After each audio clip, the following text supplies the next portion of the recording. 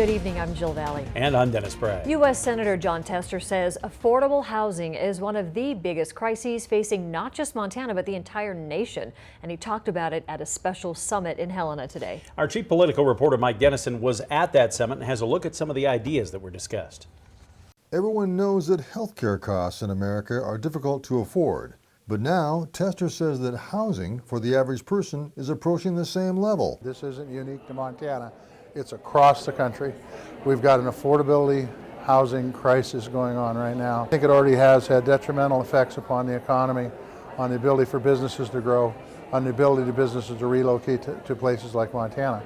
To evaluate the depth of the problem, Tester assembled more than 20 experts in Helena Thursday on everything from data to banking to home building. They provided some sobering statistics. For example, according to the Montana Budget and Policy Center, 3/4 of Montanans living below the federal poverty line pay more than 30% of their income on rent and utilities. And the average cost of a 2-bedroom rental in Montana is $300 more per month than they can afford.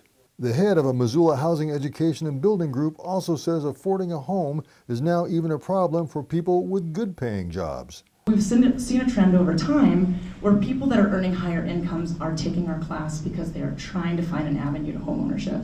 And a Helena loan officer said house payments are becoming more than many can afford.